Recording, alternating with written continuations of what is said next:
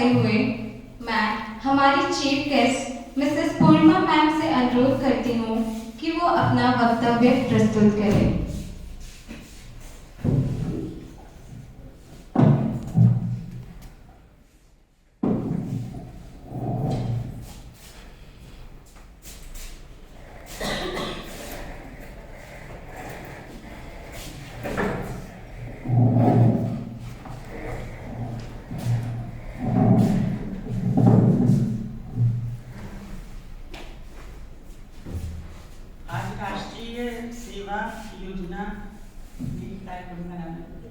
राष्ट्रीय सेवा योजना का ये शिविर चल रहा है। इसमें सभी बालिकाएं इतने उत्साह से प्रतिभाग कर रही हैं, ये देखकर अत्यंत प्रसन्नता हो रही है। साथ ही मैं डॉक्टर ऐश्वर्या सिंह का स्वागत करना चाहूँगी। इस कार्यक्रम को सफलतापूर्वक संचालित कर रही हैं और बच्चियों को आगे बढ़ने का एक प्रेरणा दे रही हैं समाज सेवा की। और जितनी भी बच्चियां हैं इनको मैं पहले तो आशीर्वाद देना चाहूँगी कि खूब उन्नति करिए, पढ़िए, आगे बढ़िए लाइफ में और अच्छे अच्छे कार्य समाज को करके अपने कर्तव्यों से, अपने चरित्र से समाज के लिए प्रेरणा स्वरूप बनिए आप। तुलसीदास जी ने रामचरितमानस में कहा है, परहित सरिस धर्म नहीं भाई, दूसरे की सेवा के समान कोई धर्म नहीं है।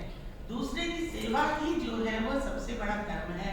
और आप सब बच्चे ये कार्य कर रहे हैं, ये बहुत ही मतलब पुण्य का कार्य है, इसको कहना चाहिए। और लेकिन ये कहना चाहूँगी, चैरिटी बिगिंस एट होम। सबसे पहले आप अपने घर से भी सेवा का कार्य बच्चों प्रारंभ करो, क्योंकि प्रायः ये होता है अपने माँ बाप का, बड़ों का या दादा दादी का सेवा नहीं किया, उनकी बात नहीं मानी और बाहर सिर्फ हम समाज के आइकॉन बनने के लिए, समाज में एक सम्मान पाने के लिए, दिखाने के लिए सेवा न करें।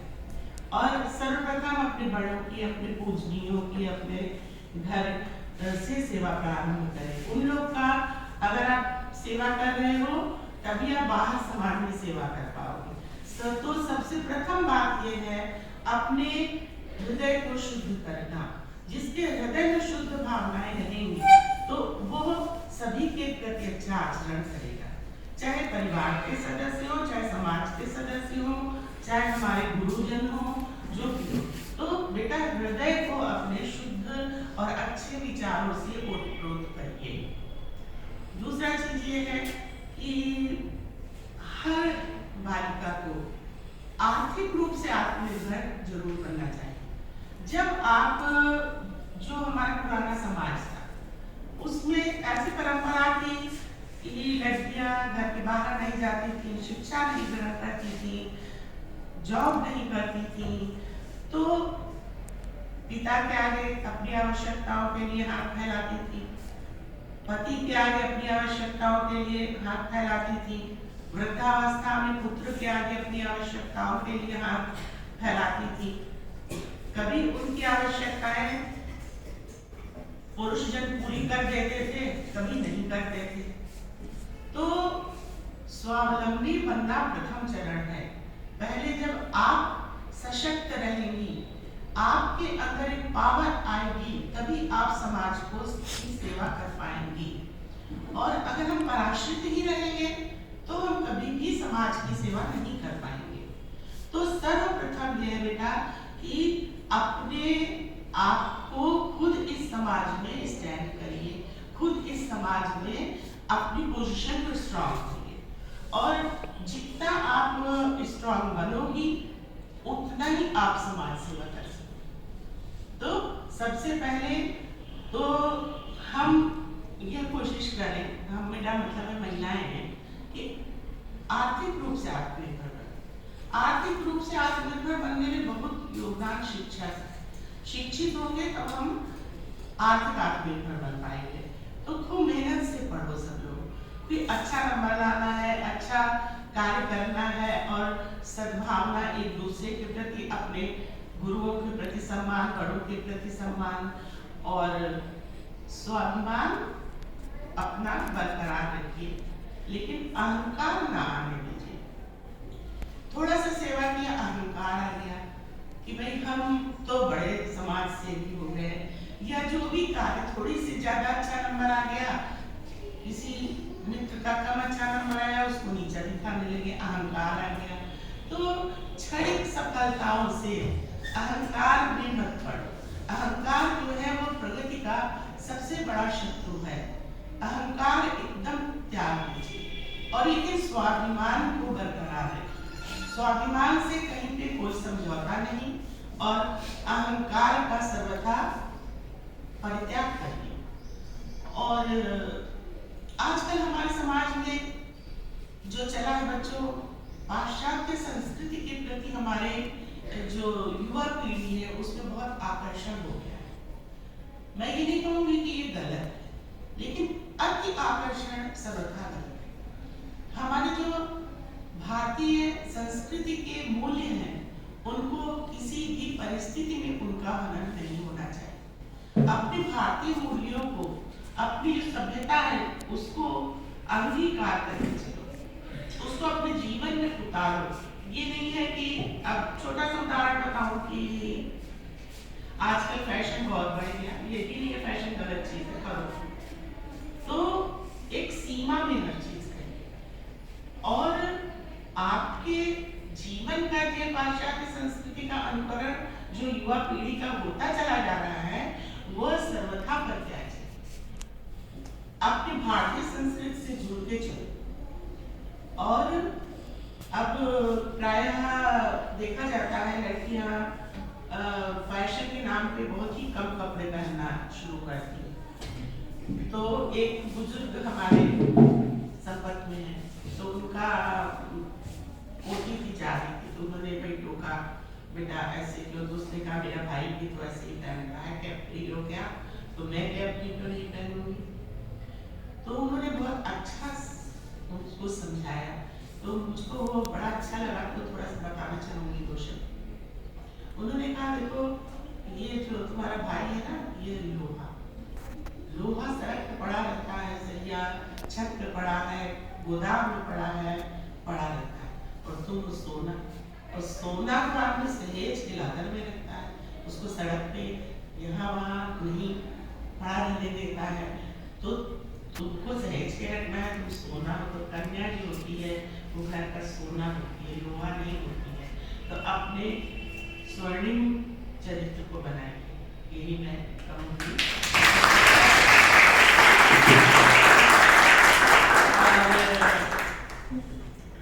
इसी प्रकार मेरा ये कहना है कि कार्य करिए, कर्म करिए, आप बहुत भी प्रयास कर लो, लेकिन भगवत कृपा के बिना सफलता नहीं मिलती। तो कर्म तो करो। युवा पीढ़ी में थोड़ा सा हम भगवान की आराधना कर रहे हैं, पूजा कर रहे हैं, तो कुछ बच्चों को मैंने देखा इसको बड़ा जोक के रूप में लेते हैं, हंसी के रूप में लेते हैं, लेकिन परमात्मा की कृपा के बिना कभी आपको सफलता नहीं मिलेगी। आप पुरुषार्थ चाहे जितना कर लीजिए, पुरुषार्थ फलित तब होगा जब ईश्वर की कृपा आपके ऊपर बरसेगी। मैंने इंटर किया, तभी मेरे फादर की डेथ हो गई। मेरे फादर यहाँ डिप्टी डायरेक्टर ऑफ एजुकेशन थे। मेरे को बचपन में ही 2 साल 1.5 साल की थी, पोलियो हो गया था। तो नेचुरल था, मेरे भाई बहन मदर सब बहुत चिंतित थे कि इसका क्या होगा, इसका क्या होगा। जो कि चीजें मुझे परिवार में बहुत हर्ट करती थी, ये मेरे लिए तो सब चिंतित रहते हैं इतना, लेकिन आप समझ में आता है उनका स्वाभाविक था वो चीज। तो मेरे को एक दिन भगवान शिव का कैलेंडर टंगा हुआ था, मैं ऐसे लेटी थी रोड पे, तो मुझे ऐसा भाव आया कि ये मुझसे कह रहे हैं कि आज से मैं तुम्हारा पिता हूँ। और सत्य मानिए कि मेरे आंसू रुक गए, और आज भी मैं उन्हीं को अपना पिता मानती हूँ। और वो दिन था कि मैं यूनिवर्सिटी जाती थी, मैंने यही इलाहाबाद यूनिवर्सिटी से फिलॉसफी में MA और LLB किया। तो प्रतिदिन ओम नमः शिवाय की एक माला जपती थी, और कभी गई नहीं मैं उसकी, और देवी जी का एक माला करती थी, और अपने आप रास्ते बनते चले गए। जैसे भगवान ने अपने आप ही मुझे हर क्षेत्र धीरे धीरे सफल होते चले गए। भगवान, मैं समझती हूँ कि उनकी इतनी कृपा रही कि शायद फिजिकली फिट लड़कियाँ जो जो जीवन में नहीं प्राप्त कर पाती होंगी, मुझे दिया उन्होंने। लेकिन इसमें मैं नहीं समझती हूँ कि मेरा कोई बहुत पुरुषार्थ है, भगवत कृपा है। तो इसलिए तुम लोग भी थोड़ा भगवान के प्रति समर्पित रहो और कर्म तो करना ही करना है। गीता में यही कहा, कर्म करिए, लेकिन गीता का जो अंतिम श्लोक है 18वें अध्याय का आखिरी श्लोक, उसको जरूर पढ़ो। यत्र योगेश्वर कृष्ण यत्र पार्थो धनुर्धरा तत्र श्री विजय ध्रुव नीति मति मम। जीवन को इस भाव में जियो जैसे कि यह एक रथ है और कृष्ण, भगवान कृष्ण जो है वो हमारे इस जीवन के रथ को चला रहे हैं और हम अर्जुन की भांति उस रथ में पीछे बैठे हुए हैं। तो कर्म हम अपना कर रहे हैं, लेकिन भगवान कृष्ण हमारे जीवन रूपी रथ को जिधर चाह रहे हैं उधर ले जा रहे हैं। और सत्कर्म करिए, अच्छा कर्म करिए और कर्म करके उन्हीं को समर्पित कर दीजिए परम पिता परमात्मा को। तो यत्र योगेश्वर कृष्ण यत्र पार्थो धनुर्धरा, आप पार्थ की जगह जीव रूप में अपने को मानिए।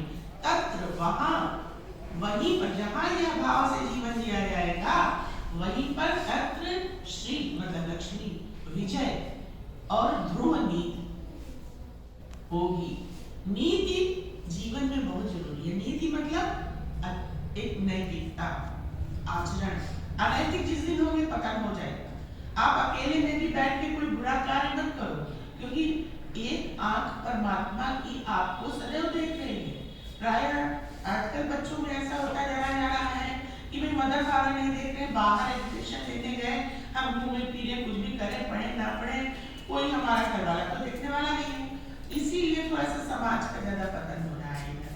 तो आप सोचिए, थर्ड आई आपको भगवान की हमेशा देख रही है और कोई भी न देख पाए। कर्म खराब होगा तो वही शक्ति जो इस ब्रह्मांड को चला रही है। देखो बेटा, बिना शक्ति के, बिना पावर के कहीं कुछ नहीं होता। आप एक गिलास इधर उधर उठा के रखते, आपके अंदर कोई शक्ति नहीं। कोई ने पानी है, समुद्र में ज्वार भाटा आ रहा, उसमें पावर है। वायु में उड़ रही, उसमें पावर है।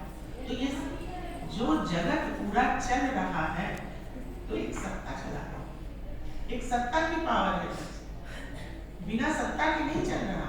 जिसने हमको जन्म दिया 70, 80, 90 जितने साल के लिए इस पृथ्वी पे आए हैं, सब लोग जानते हैं जिस दिन जन्म हुआ उस दिन मृत्यु निश्चित है। एक ही चीज सत्य है, वो है मृत्यु। तो इन वर्षों में हम कोई अच्छा कार्य करके समाज से जाएं।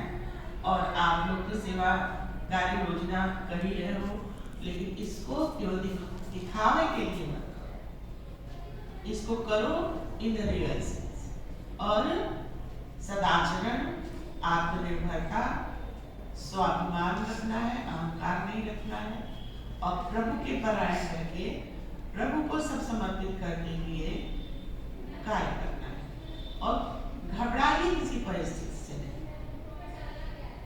दुख सबको मांझता है, प्रेमचंद जी ने कहा। जब आपके ऊपर दुख आएगा, विपत्ति आएगी तो कुछ न कुछ दे के जाएगी। और देखो, सबका सब दिन एक सा नहीं रहता। आज दुख है, कल सुख आना ही आना है। आज सुख है, कल दुख आएगा। तो ये अप एंड डाउन्स जो है, ये लाइफ के पार्ट है, ये सब चलते रहते हैं बेटा। तो इनमें ना तो सुख में बहुत खुश हो जाओ और समझो कि भाई मैं तो सबसे ऊपर हो गया। कहते हैं जिस बिंदु पर आपको अहंकार हो जाएगा कि यार ये तो बहुत ही बढ़िया चीज हो गई, अब मैं कुछ सुपर हो गया, उसी बिंदु पर भगवान आपका अहंकार तोड़ेगा। किसी को धन का अभिमान है, धन पर ही अहंकार तोड़ेगा। रूप का अभिमान है, रूप पर ही अहंकार तोड़ेगा। पद का अभिमान है, पद पर ही अहंकार तोड़ेगा। तो आप अगर अहंकार अपने किसी प्राप्ति पर करोगे तो एक दिन उसी चीज का अभाव आपको आगे ईश्वर व परिस्थिति लाके खड़ी कर देगा। इसलिए सुख में, अच्छे समय में, भी समभाव में रखिए और दुख में भी। सुख दुखे समो भूत्वा समत्वम योगम उच्यते। सुख दुख में समान भाव में रहिए। और आप लोग तो बहुत अच्छा कार्य कर रहे हैं भाई, समाज सेवा का कार्य कर रहे हैं, इसको करते रहिए। और आपकी मैडम इतनी अच्छी सी है, प्यारी सी, आप लोगों को सब बताती हैं। देवी के संरक्षण में आप लोग आगे बढ़े। और मैंने देखिए, आप जब सेटल हो जाओगे, जॉब में आ जाओगे, तो भी आपको मेंटली अलर्ट करना पड़ेगा। एक छोटा सा उदाहरण बता दूं, मैं सब रजिस्ट्रार ये लैंड होल्डर रजिस्ट्री जो करते थी, ये मंझनपुर तहसील कौशाम्बी जो आया था 95 में मंझनपुर हुआ करता था, मैं वहाँ पोस्टेड थी। और मैं चाहती थी कि मैं सुराव, फूलपुर, इलाहाबाद सदर कहीं मेरी पोस्टिंग हो जाए, तो मुझे बहुत अप डाउन करना पड़ता था कौशाम्बी से। तो अब तो कौशाम्बी डेवलप हो गया, 95 में तो एकदम ग्रामीण क्षेत्र था, बस जहाँ तक जाती थी उसके आगे 1 किलोमीटर लोग जाते थे पैदल। तो मैं तो टैक्सी से जाती थी, भाई उतना अफोर्ड करना भी बहुत मुश्किल था रोज टैक्सी। तो आप समझिए, मैंने कहा कि मिलते हैं जाके अपने अपॉइंटिंग अथॉरिटी से, कभी मिली जाके। मैंने कहा मुझे इस तरीके की प्रॉब्लम है और मेरी पोस्टिंग जो है, जेंट्स की पोस्टिंग जो है, जैसे सुराव, कचना, सदर, इलाहाबाद पास के ऑफिस में है, तो मेरी भी सुराव, कचना, फूलपुर ऐसे कहीं आसपास के ऑफिस में पोस्टिंग कर दी जाए, जिससे कि मुझे इतना आगे जाने में प्रॉब्लम है। तो मेरे सर ने कहा कि देखिए, now you are cross the barriers of male and female. आप जब जॉब में आते हैं तो आप भी एक पीसीएस अधिकारी हैं, वो भी एक पीसीएस अधिकारी हैं, इस बेसिस पे कि आप महिला आपको कोई लाभ नहीं देगा। मैंने कहा ठीक है, मैं चल। तब तक उनके मुझसे निकला कि और वहाँ पर तो एसडीएम्स वगैरह भी कर रहे हैं, काम में डिमांड कर रही थी। वो बहुत तेज मेल अधिकारी हैं और उसके बाद भी वहाँ बड़े प्रॉब्लम्स चल रहे हैं, तो जेंट्स नहीं संभाल पा रहे, तो आप कैसे संभालेंगे? तो मैं मुड़ी और मैंने कहा सर ये थी, तो मैं जब बैरियर क्रॉस कर चुकी हूँ, तो मैं प्रॉब्लम हैंडल करने के लिए बैरियर क्रॉस कर चुकी हूँ। और मे बी कि मैं मेल ऑफिसर से ज्यादा अच्छा प्रॉब्लम हैंडल कर दूँ। कोई जरूरी नहीं है कि मेल ऑफिसर ज्यादा अच्छा प्रॉब्लम हैंडल कर पाए। तो वो इतना मेरी बात से प्रभावित हुए, इतना कह के मैं चल दी थी। फिर उन्होंने कहा यहाँ लेके अब मैं तुमको जरूर देंगी, क्योंकि तुम्हारा जो टेम्परामेंट है उससे लग रहा है कि तुम प्रॉब्लम हैंडल कर लो। और फिर उन्होंने मेरी तो अंडरएस्टिमेट आपको, मतलब मेरा कहना है महिलाओं को प्राय किया जाता है, तो आपको अपनी वक्त खुद जनवानी पड़ेगी और फिर उस चीज को प्रूव करके दिखाना। तो जिसको कहते हैं परीक्षाएं महिलाओं के सामने ज्यादा कठिन है। आज भी ये तो मैंने आपको 20 साल पहले की बात बताई, आज के समाज में पहले से बहुत बेटर हुआ, लेकिन अभी बहुत है। तो आप लोग खूब बहादुरी से, हिम्मत से फेस करिए और खूब आगे बढ़िए, यही मेरी प्रभु से प्रार्थना है। सब बच्चियों को मेरा बहुत आशीर्वाद, और आप लोग प्रसन्न रहें, समाज सेवा करें, ठीक है बेटा?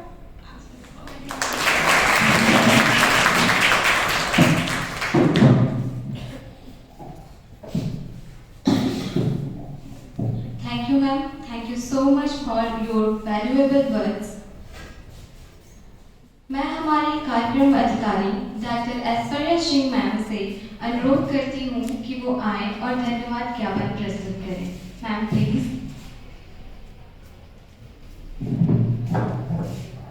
Thank you so much ma'am. बच्चों, मे बी मैम इतनी सिंपल है, इतनी डाउन टू अर्थ है कि आपको लगा होगा कि मैम का क्या है क्या नहीं है, लेकिन मैम बहुत बेटा 1993 में पीसीएस एग्जामिनेशन क्लियर करना बहुत बड़ी बात है। तब इतनी अवेयरनेस नहीं थी, तब आप पैदा भी नहीं हुए थे, ठीक है? और हम अपने लाइफ में छोटी छोटी प्रॉब्लम से कितने परेशान हो जाते हैं। सिर्फ एक चीज़, एक एग्ज़ाम अच्छा नहीं हुआ, कभी घर में प्रॉब्लम हो गई, तो आप तुरंत घबरा जाते हो, फिर आपको लगता है कि इसके बाद पता नहीं हमारा क्या होगा। लेकिन मैम ने बेटा ऐसे बैरियर को क्रॉस किया है जिसके बाद हम सोचते हैं कि हमारी लाइफ शायद है भी कि नहीं, हम कर पाएंगे कि नहीं। ऐसे टाइम में जब हमें लगता है हम दूसरे पे डिपेंडेंट हैं, मैम ने खुद को एम्पावर्ड किया बेटा। तो जो विमेन एम्पावरमेंट है जो 1999 में आया, मैम ने ऑलरेडी 1993 में उससे एक मिसाल कायम की थी। आप खुद सोचिए उस टाइम में ऐसी सिचुएशन में इतने प्रॉब्लम के बाद भी मैम यहाँ है तो कितनी बड़ी बात है। और इससे सबसे बड़ी बात जो मुझे मैम से इंस्पिरेशन मिली, मैम इतनी डाउन टू अर्थ है बेटा। आप खुद भी इनसे मिलोगे तो कभी वो आपको ऐसा फील नहीं कराएंगे कि वो इतनी बड़ी ऑफिसर है। ठीक है, मैं कल पहली बार मिली, मुझे ऐसा लगा मैं अपने घर गई हूँ मैम से मिलने के लिए, और मैम आई हैं तो हमें लगा है वो जगत तारण को अपना घर समझती हैं। ऐसे वो आपसे मिली है, ऐसे उन्होंने बातें की है जैसे एक माँ अपने बच्चे से करती है। तो बेटा इंस्पिरेशन है, इनसे सीखिए, इनसे जैसे बनने की कोशिश करिए, आप लाइफ में बहुत आगे जाएंगे। ठीक है, तो thank you so much ma'am, आप इस कॉलेज में आए, हमारे बच्चों को इंस्पिरेशन दी। इन्हें बहुत ज़रूरत है मोटिवेशन की। मैम सब पढ़ रहे हैं, कॉलेज में हैं, एजुकेशन ले रहे हैं, लेकिन ओरिएंटेशन क्लियर नहीं है। मैम से तुम्हें शायद ये समझ में आया होगा कि सशक्त बनना, लाइफ में इंडिपेंडेंट बनना सबसे ज़रूरी है। आप ये नहीं समझ पाते। शिक्षा का उद्देश्य सिर्फ डिग्री लेना नहीं है, बल्कि आपको एम्पावर्ड करना है। तो मैम जिस घर में थी उस घर को उन्होंने एम्पावर्ड किया, जिस घर में मैम आई उसको उन्होंने एम्पावर्ड किया। मैं सर से भी मिली हूँ और दोनों एक जैसे हैं बेटा। मैम इतने पॉजिटिव हैं कि उनकी लाइफ भी पॉजिटिव है। और आई है तो हमारा जगत तारण गर्ल्स डिग्री कॉलेज का जो कैंपस है वो भी मुझे लग रहा है बहुत पॉजिटिव हो गया है। तो thank you so much ma'am, हम चाहेंगे आप आगे भी आते रहें। बच्चों को बहुत अच्छा लगा। बच्चों मैम के लिए NSS power clap goes to